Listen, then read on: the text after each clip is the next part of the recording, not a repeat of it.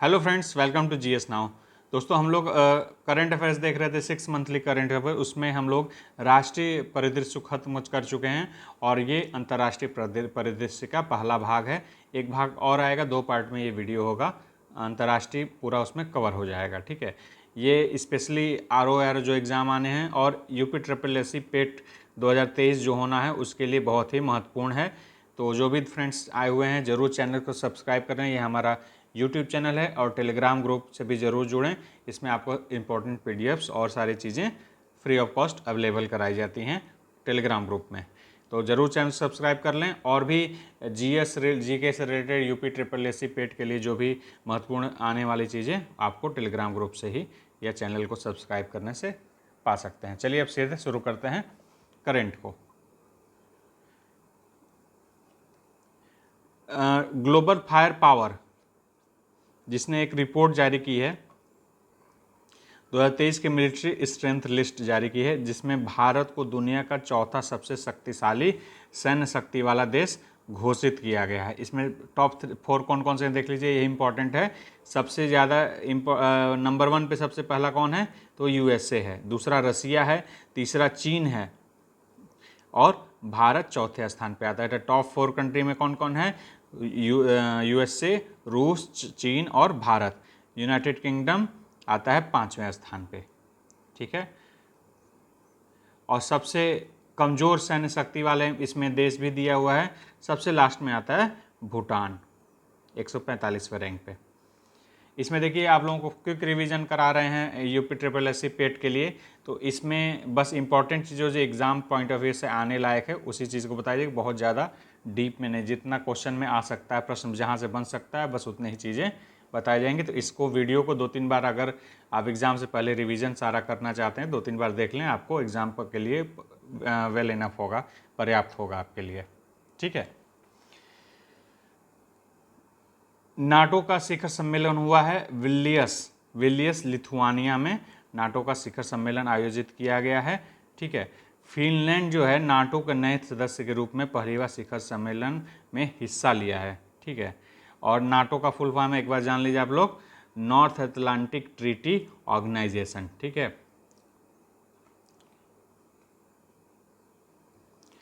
रूस यूक्रेन वार के वजह से नाटो काफ़ी न्यूज़ में है, तो इससे कुछ प्रश्न बन सकते हैं। इसमें वर्तमान में 31 देश हैं, 31 देश शामिल हैं टोटल। और इसका मुख्यालय है ब्रुसेल्स, बेल्जियम में। ब्रुसेल्स, बेल्जियम इसका मुख्यालय है। और इसके महासचिव वर्तमान में कौन है, सेंट स्टेलो टेनबर्ग, ठीक है। ये 3 चीज़ें इंपॉर्टेंट हैं। 31 देश हैं, ब्रुसेल्स बेल्जियम में मुख्यालय है, और वर्तमान में जो अभी तुरंत हुआ था नाटो का शिखर सम्मेलन, वो विलियस लिथुआनिया में हुआ था। और फिनलैंड नाटो का नया देश बना हुआ है, सदस्य के रूप में शामिल हुआ है।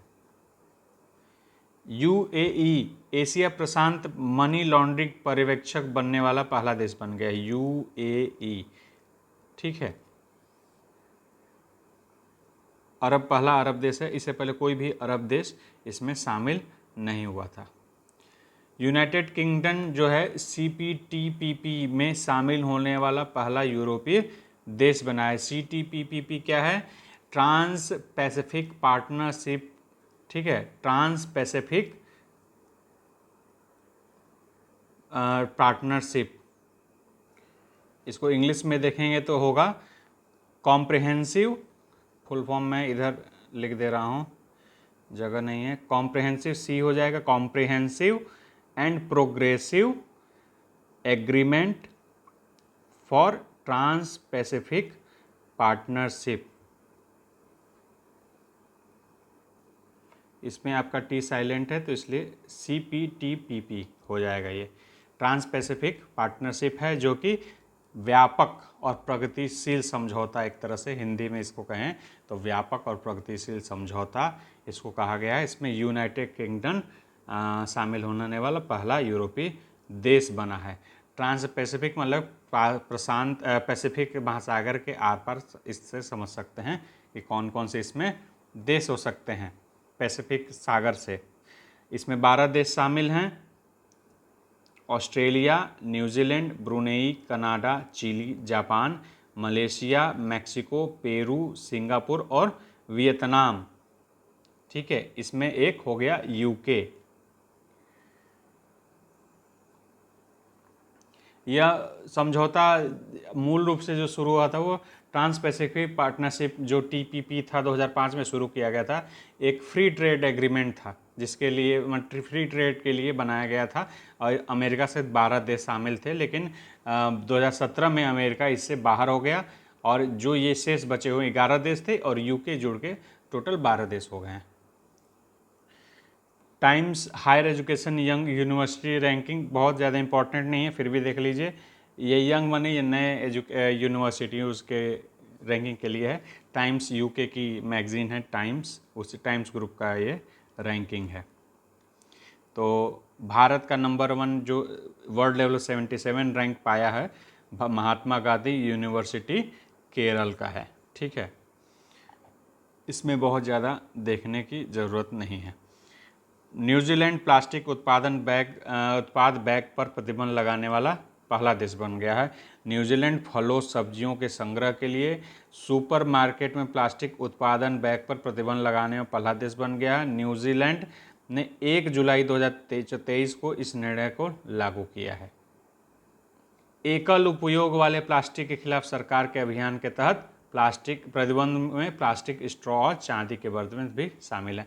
एकल यूज क्या होता है? सिंगल यूज, जैसे किस चीज़ का दोबारा यूज नहीं हो सकता। जैसे पॉलीथीन बैग है, एक बार यूज क्या कई बार हो सकता है, कुछ और सामान ले जाएं पॉलीथीन बैग में। लेकिन स्ट्रॉ जैसे हम लोग जिसे कोल्ड ड्रिंक जिसे पीते हैं, स्ट्रॉ का एक बार यूज करके आदमी उसको फेंक देता है और कोई यूज नहीं होता है। इसी तरह और भी चीज़ होती हैं जो प्लास्टिक ग्लव्स हुआ, मतलब जो सिंगल यूज में आने वाले उन सारी चीज़ों पे प्रतिबंध लगाना, वो प्लास्टिक की नहीं किसी अन्य मटेरियल जो पर्यावरण के लिए हितैषीपूर्ण हो या कम प्रभाव डालते हो वैसे चीज़ों को उसमें यूज किया जाएगा। एकल उत्पाद वाले में देख लीजिए प्लास्टिक बैग, प्लास्टिक प्लेट, कटोरे, कटलरी के निर्माण, बिक्री और वितरण पर प्रतिबंध लगाया गया है। फार्मेसियों, आतिथ्य स्थल, स्वास्थ्य और विकलांगता सेवाओं के लिए कुछ चीज़ों में इसको छूट दे दी गई है। अगर मेडिकल यूज का चीज़ है तो उसको उससे बाहर रखा गया कि इमरजेंसी या बहुत महत्वपूर्ण चीज़ों के लिए वो यूज होने वाला है सिंगल यूज में। अब आते हैं हेनले पासपोर्ट इंडेक्स, ये इंपॉर्टेंट है, इससे क्वेश्चन आ सकता है। ठीक है, हेनले पासपोर्ट इंडेक्स काफ़ी इंपॉर्टेंट है। भारत ने 7 स्थानों का सुधार किया है और 80वें रैंक पे इस समय वर्तमान में है। अभी भारतीय पासपोर्ट द्वारा 57 देशों की वीज़ा फ्री वीज़ा या फिर वीज़ा ऑन अराइवल की सुविधा मिल रही है भारत को। तो 57 जो सबसे ज़्यादा महत्वपूर्ण या फिर पावरफुल कंट्री है पासपोर्ट के हिसाब से, वो अभी भी सिंगापुर 1 पे बना हुआ है लगातार। ठीक है, सिंगापुर 1 पे है, जर्मनी, इटली, स्पेन नंबर 2 पे हैं समग्र रूप से, मतलब एक ही तीनों ही 2 रैंक को हासिल करते हैं। और देख सकते हैं वीज़ा मुक्त पहुंच कितनी है किस देश की, तो सिंगापुर की सबसे ज़्यादा 192 है। वहीं हम लोग की कितनी रैंकिंग थी, कितने देशों तक जा सकते थे, तो 57 देशों तक वीज़ा मुक्त रूप से जा सकते हैं। सबसे नीचे कौन स्कोर किया था? अफगानिस्तान, उत्तर कोरिया, पापुआ न्यू गिनी और तुर्कमेनिस्तान जैसे देश हैं जिनको 0 अंक मिला हुआ है। तो सबसे नीचे में मान सकते हैं अफगानिस्तान को 103 रैंक है। ठीक है, 27 देशों को से सिर्फ वीज़ा फ्री या वीज़ा मुक्त आवागमन हो सकता है। ऊर्जा संक्रमण सूचकांक वर्ल्ड इकोनॉमिक फोरम का है, ये इम्पॉर्टेंट है। वर्ल्ड इकोनॉमिक फोरम का ऊर्जा संक्रमण सूचकांक एनर्जी ट्रांजिट इंडेक्स 2023 भारत में 67 रैंक पे पहुंच चुका है। ठीक है, स्वीडन एक बार फिर से इसमें शीर्ष स्थान को हासिल किया हुआ है। तो नंबर 1 पे कौन है? स्वीडन। और भारत की रैंकिंग क्या है? तो वो है 67। ग्लोबल जेंडर गैप इंडेक्स, ये वर्ल्ड इकोनॉमिक फोरम विश्व आर्थिक मंच के थ्रू ही जारी किया जाता है। Global gender gap index report 2023 है। इसमें भारत की रैंकिंग जो है 127 है, 127वां स्थान हासिल किया है। और आइसलैंड जो है अभी भी इस लिस्ट में नंबर 1 पे विराजमान है। तो आइसलैंड का नंबर 1 हो गया और भारत की रैंकिंग हो जाएगी 127। अच्छा, जेंडर गैप इंडेक्स में जो मापदंड होते हैं, किन आयामों, किन एक्सपेक्ट को लिया जाता है उसके मापदंड के लिए, वो 4 देख लीजिए क्या महत्वपूर्ण चीज़ें हैं। तो आर्थिक भागीदारी और अवसर किसको कितना मिलता है, वो एक रैंकिंग का आधार होता है, नंबर मिलने का आधार होता है। शैक्षणिक उपलब्धि क्या है, स्वास्थ्य और उत्तरजीविता कैसी है, और चौथा है राजनीतिक सशक्तिकरण में लैंगिक समानता की वर्तमान स्थिति और विकास को ये नापता है। तो 4 चीज़ों के आधार पे इसकी रैंकिंग होती है, नंबरिंग होती है, संख्या इसमें मिलता है, स्कोर प्राप्त होता है। ग्लोबल स्टार्टअप इकोसिस्टम 2023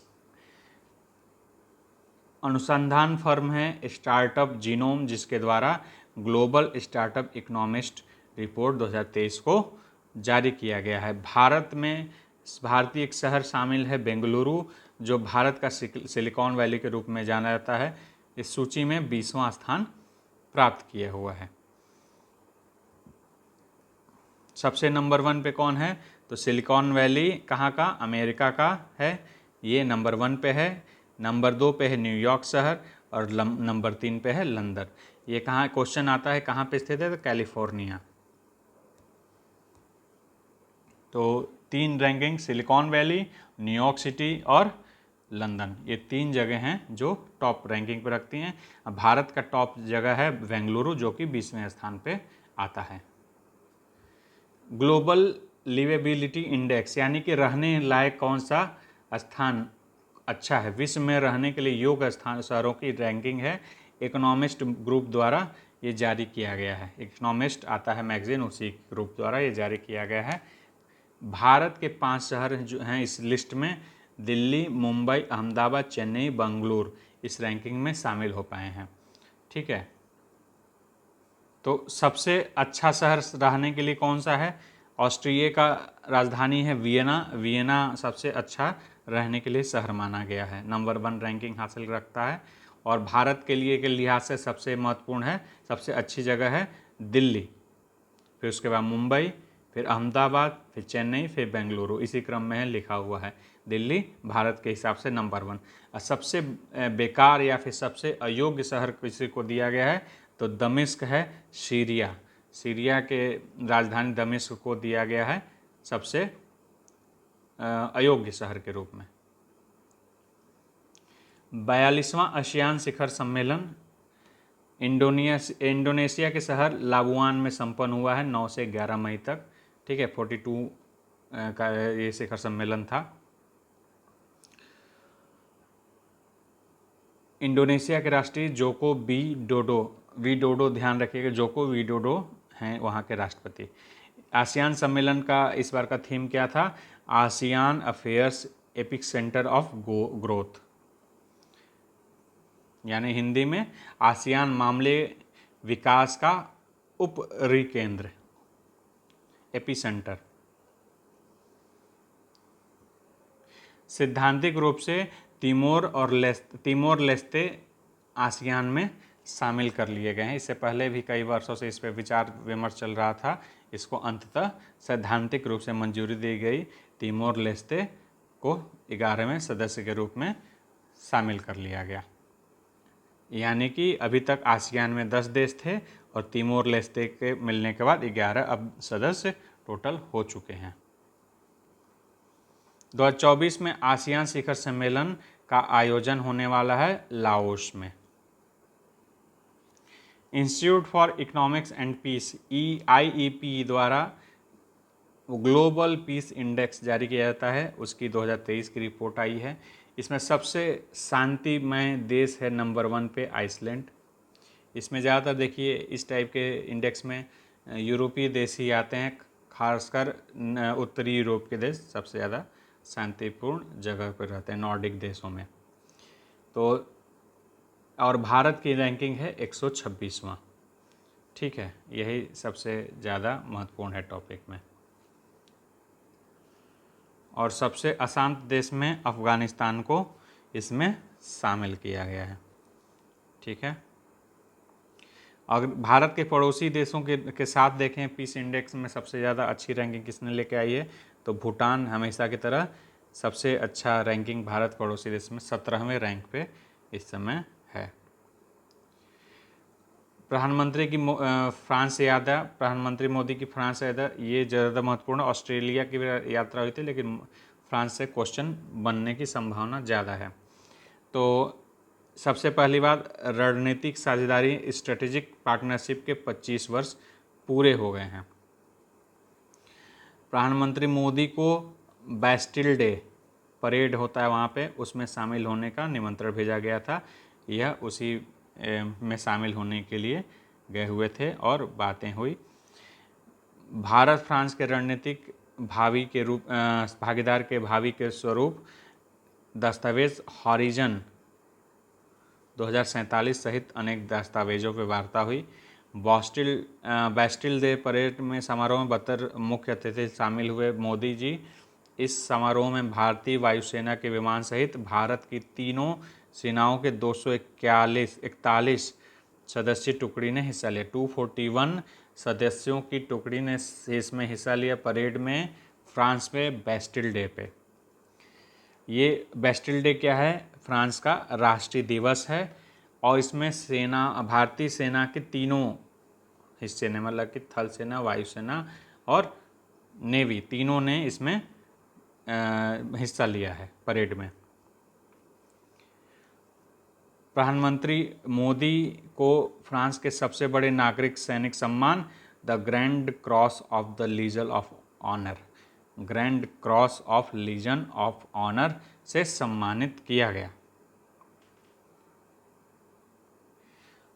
फ्रांस यात्रा के दौरान रक्षा क्षेत्र में आगे सहयोग बढ़ाने के लिए समझौते किए गए, जिसमें दोनों देशों ने स्कॉर्पियन श्रेणी की पनडुब्बी निर्माण कार्यक्रम पर हस्ताक्षर किए हैं। दोनों देशों के बीच रक्षा औद्योगिक सहयोग पर एक रोडमैप अपनाने के उद्देश्य से भारत पेरिस स्थित अपने दूतावास में DRDO का एक तकनीकी कार्यालय खोलने की भी सहमति बनी हुई है। इसके अलावा इसमें थोड़ा ज़्यादा इम्पॉर्टेंट टॉपिक है, इसलिए सारा मैं महत्वपूर्ण चीज़ जो लग रहा है मैं बता दे रहा हूँ। दोनों पक्षों ने पृथ्वी और महासागरों को तापमान पर नज़र रखने के लिए जलवायु परिवर्तन पर अध्ययन हेतु संयुक्त पृथ्वी अवलोकन उपग्रह, तृष्णा उसका नाम है उपग्रह का, इसके लिए भी समझौता हस्ताक्षर हुआ है। अंतरिक्ष क्षेत्र में सहयोग इससे दोनों देशों का बढ़ेगा। भारत और फ्रांस ने न्यू स्पेस इंडिया लिमिटेड और एरियन स्पेस वाणिज्यिक प्रक्षेपण योगदान पर सहयोग के आशय पत्र पर हस्ताक्षर किए गए। न्यू स्पेस इंडिया लिमिटेड जो है भारत का कॉमर्शियल डिवीज़न है, इसरो का कॉमर्शियल डिवीज़न है, जो कि वाणिज्यिक प्रक्षेपण होते हैं, कॉमर्शियल प्रक्षेपण होते हैं देश के लिए, मतलब कि देश से बाहर में दूसरे जो भी कॉमर्शियल यूज के लिए चीज़ें हैं उसके लिए न्यू स्पेस इंडिया लिमिटेड की स्थापना की गई थी। तो न्यू स्पेस इंडिया लिमिटेड और एरियन स्पेस जो फ्रांस का है आपस में सहयोग करके वाणिज्यिक प्रक्षेपणों की सेवाएं देंगे। ठीक है, भारत फ्रांस के दक्षिण शहर मार्सिले में भी अपना वाणिज्यिक दूतावास खोलेगा। फ्रांस में भारत के UPI उपयोग को लेकर भी समझौता हुआ है। इसकी शुरुआत आईफिल टावर से की जाएगी, यानी अब भारतीय टूरिस्ट मोबाइल ऐप से भुगतान कर सकते हैं। UPI काफ़ी इस समय न्यूज़ में है, काफ़ी एक्सेप्टेबल है, काफ़ी इसका इम्पोर्टेंस देखा जा रहा है। एक तरह से इंडिया का ये सुपर ऐप माना जा रहा है कि ये फ्यूचर में जो पेमेंट सिस्टम है उसका रूप स्वरूप पूरा वर्ल्ड में बदल सकता है और इससे काफ़ी विश्व के मूलतः पश्चिमी देश जो कि कार्ड बेसिस पे चलने वाले देश हैं, वहाँ पे card, credit card, debit card की जो सिस्टम है, वीज़ा, मास्टर, मैस्ट्रो, ये सब चीज़ें, ये सब कंपनियां हैं वो खतरे में अपने आप को महसूस कर रही, क्योंकि UPI बहुत ही ईजी और यूनिक सिस्टम, मतलब बिल्कुल ईजी टू यूज़ है सबके लिए और फिजिकल कोई चीज़ रखने की ज़रूरत नहीं है। आपके वॉलेट, मोबाइल ही आपका वॉलेट है, तो इस लिहाज से काफ़ी इसको नज़र या प्रेशर दे रही हैं कि उसको फैल ना पाए, लेकिन धीरे धीरे यूपीआई अपना फैलाता जा रहा है, विश्व के देशों में अपना प्रभुत्व को बढ़ा जाता जा रहा है। तो ये माना जा रहा है यूपीआई फ्यूचर में काफ़ी डोमिनेटिंग होने वाला है, और यूपीआई से क्रेडिट कार्ड जैसी सुविधाएं भी फ्यूचर में लॉन्च करने की बातें अब होने लगी हैं। तो अगला देखते हैं टॉपिक। संयुक्त राज्य अमेरिका की भी यात्रा की थी नरेंद्र मोदी जी ने, तो उसमें वहाँ के शासक से कुछ जो मेमोरेंडम साइन हुए, उसमें फिनटेक, व्यापार, निवेश, ऊर्जा और सुरक्षा और जलवायु परिवर्तन से जुड़े हुए कुछ चीज़ें शामिल हुई हैं। इसके अलावा बैंकिंग क्षेत्र से भी कुछ चीज़ें शामिल की गई हैं, जिसमें स्थानीय मुद्रा निपटान प्रणाली को बेहतर करने के लिए भी बातें हुई हैं। इसके अलावा यूपीआई प्लेटफॉर्म, जो अभी मैं बता ही रहा था, यूपीआई प्लेटफॉर्म को लेकर भी वहाँ पे बातें हुई हैं। तो बस आज के लिए इतना ही, और अगले वीडियो में इसका सेकंड पार्ट आएगा इंटरनेशनल का, वो फाइनल वीडियो होगा। अंतर्राष्ट्रीय संबंध, अंतर्राष्ट्रीय परिदृश्य आपका समाप्त हो जाएगा। और जो भी फ्रेंड्स हमारे नए आए हैं, बिल्कुल ज़रूर चैनल को सब्सक्राइब करें, और नए नए वीडियो लगातार आते रहेंगे। यूपी SSC पेट का जो 2023 का एग्ज़ाम होने वाला है, वहाँ तक जीके और करंट का लगातार वीडियो आएंगे। करंट को इसको कवर करा देंगे, 6 मंथ का पूरा आपका कवर हो जाएगा करंट। एग्ज़ाम से कम 5 दिन पहले तक पूरा सब कुछ कवर हो जाएगा। इसके अलावा महत्वपूर्ण जीके भी जो फैक्ट्स हैं, फैक्ट बेसिस क्वेश्चन हैं, वो चीज़ को भी वीडियो के थ्रू हम लोग लाने की कोशिश कर रहे हैं।